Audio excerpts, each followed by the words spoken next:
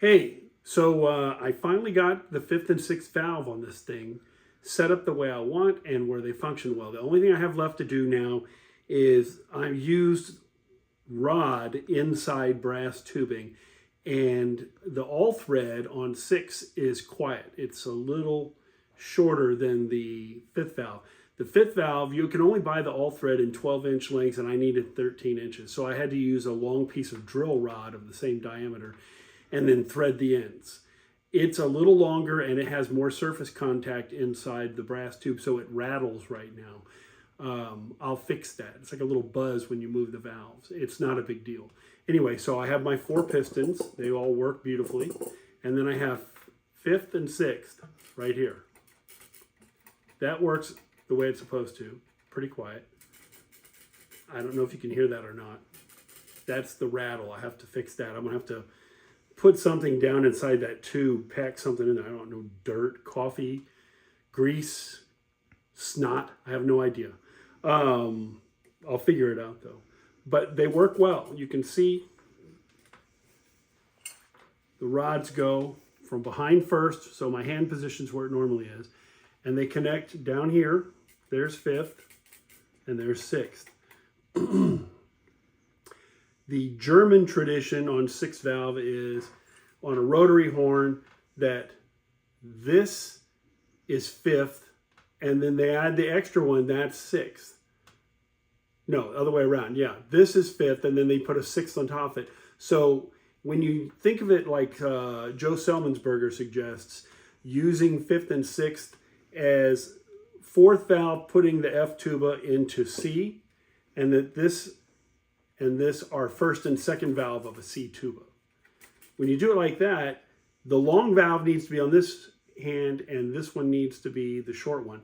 And unless you order them specially, I think, or at least until recently, unless you special ordered it, they came the other way around. This was the short valve, this was the long valve. And that's stupid. I don't like that at all. So when he said that, use it as a 5th and 6th as, if you use 5th and 6th as a 1st and 2nd valve for a C tuba and you tune it that way and play it that way, that makes sense to me. And that just kind of lit a fire under me when I found that there was room right here to shove in a 6th valve if I moved this down about 1/2 inch. So I lost a little bit of pull, but not much. I was able to fit this in. I was able to get the slide in here. This is the 6th slide. This is the 5th slide. Everything fits good. Nothing interferes with anything else. The one thing is, if I have to play with the 5th slide out a long way, you see it'll hit my thumb. That's not good. But where you see it right here, this much, that's where it needs to be. So I'm good to go with that. And everybody asks about these 2 rings. Thumb ring, pinky ring, like on a French horn. I'm using it like a French horn because I'm playing it like a French horn. This other thing that just cropped up now, I hadn't anticipated, my thumb hits the 5th lever. I wanted to do this and I can't. So I'm going to have to get used to holding it with my thumb either hooked back or in between, and then it works fine. But I naturally put my thumb straight out when I'm holding this thing. I guess I could do it like that. That works pretty well. Anyway, this allows me to play as a 3 valve F, a C tuba, 1st and 2nd valve. That is the best system I have ever seen for an F tuba low register. It just is, it's great. Everything makes so much more sense like this.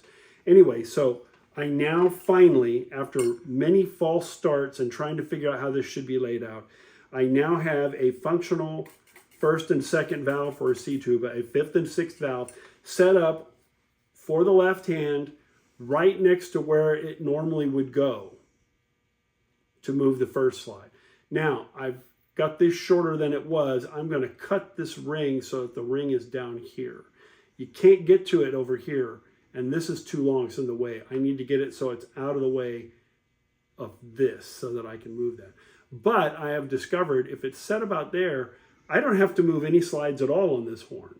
I have to lip down the 2nd space C a little bit, and I have to lip up E flat below the staff just a little bit, and everything else is pretty darn good. As long as I use the 6th valve in the low register in place of 2nd, and I use the fifth valve in place of first, everything is simpatico. I'm very pleased with this. It plays really well, and now mechanically it's really great. I just have to get rid of the vibrating sound of the rod inside the tube. The nice thing about the linkages that I used, I didn't go with Dubro. I don't like Dubro. Pan in right here. Come forward. Okay. These little balls and sockets are snap-on. They don't have a screw adjuster. They're very tight around the edge, and it takes a pair of pliers to gently snap them on. To get them off, you just kind of unscrew down here. You pull the stop arm off. You swing it out from behind here, and then you just pop it off. It's pretty hard to pop it directly off, but if you just turn it to the side, it snaps right off. So if I want to remove it, I remove the stop arm. The rod comes out right here and can swing around. It just comes off. No trouble at all. No tools required to take it apart, to take it off. It just snaps off. And to snap it on, it's tight enough. It doesn't ever pop off. All I have to do is put a pair of pliers right like this and just crimp a little bit and it pops on. It doesn't need any lubrication. It's just quiet. It's a nylon ball on a stainless steel ball on a nylon socket. And as you can see, it's pretty quiet. There's a little bit of clicking. And so what I usually do is I do put a little bit of axle grease in the cups, and that just takes up any little bit of gap in there. But it doesn't need the lubrication. So you can lubricate it, and 2 or 3 years later, you might want to put a little dab on there again. It's a pretty good system. They're cheap. They're model car, remote control model car steering linkages. The Dubro ones everybody likes because they have a brass ball, and the ball screws down and the socket turns on it, and there's a little adjuster screw at the end. I don't like those. I don't like the way they look. I don't like the complexity of the little screw. These don't ever need to be adjusted. I put the first ones on my Alexander in 1995, and they're still on the horn. The guy that's selling them still has them on there, and they still work fine. I am assuming, since he didn't say anything about it, they have never ever popped off. They're just non-maintenance. You set them and forget them pretty much. So that's why I use those. The problem is, it's old. I'm using a tiny, dwindling supply I bought decades ago, and I haven't been able to find them. Not those exact ones. The brand is Team Associates, and that doesn't exist anymore. They went out of business. Somebody apparently makes them, bought the molds and stuff, but I can't find them anywhere. So, yeah, I've got this great thing I strongly advise you get, except I don't think you can actually get them anyway, that's it. Thanks. You can cut it.